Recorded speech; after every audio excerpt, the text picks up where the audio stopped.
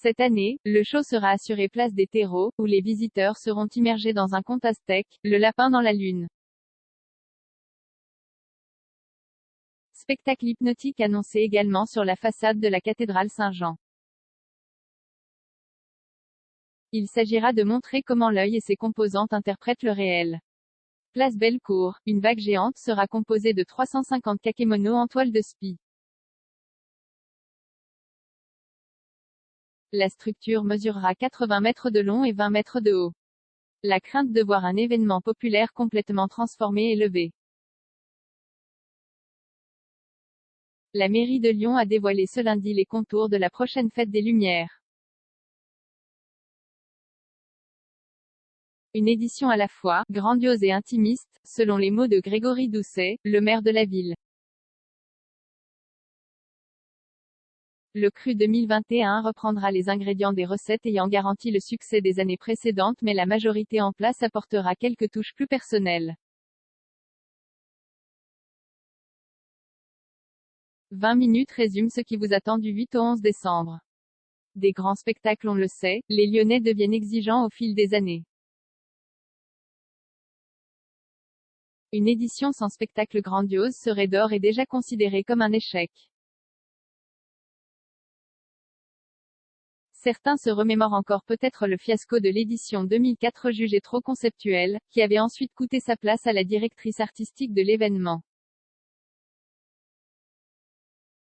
Cette année, le show sera assuré place des terreaux, où les visiteurs seront immergés dans un conte aztèque, le lapin dans la lune. Il sera question du dieu serpent à plumes Quetzalcoatl, qui arrive sur Terre et qui se retrouve face à un lapinou, prêt à se sacrifier afin qu'il puisse se nourrir. Touché, le dieu lui promet alors de lui faire une place éternelle dans la lune afin que les hommes puissent admirer et se souvenir de son sacrifice. Spectacle hypnotique annoncé également sur la façade de la cathédrale Saint-Jean. Le nom, Iris, donne déjà le ton. Il s'agira de montrer comment l'œil et ses composantes interprètent le réel. Pour ce faire, l'équipe d'AV Extended a prévu de jouer un maximum avec la rosace de l'édifice transformé pour l'occasion en pupille.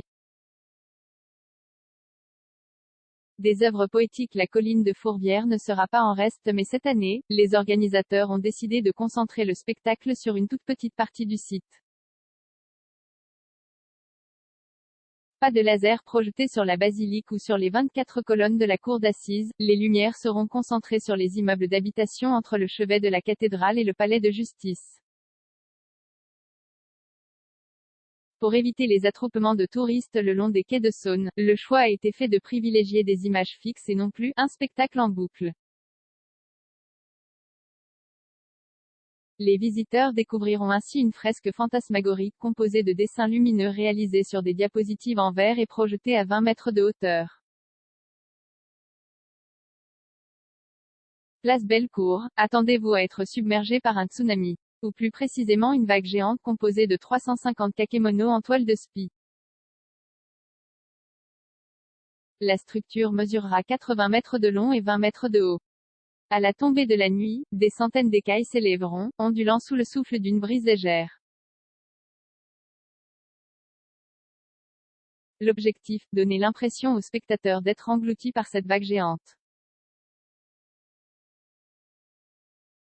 Mais attention aux aléas climatiques, fréquents en cette période de l'année, qui pourraient perturber la bonne tenue du spectacle.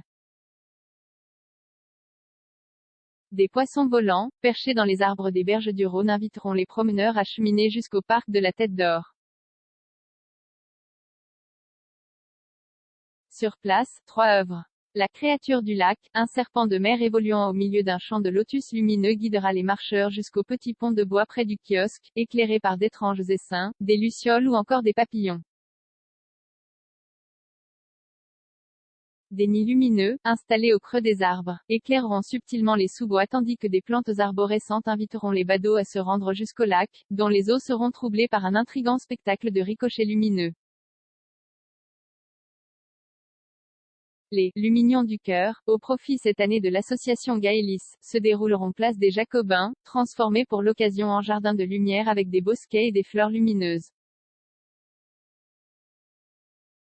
Des œuvres plus contemplatives. Un jeu de perspective sera proposé sur le bassin de la place de la République, où 56 cadres seront alignés et placés en 2 rangées au-dessus de l'eau afin de multiplier les formes géométriques à l'infini.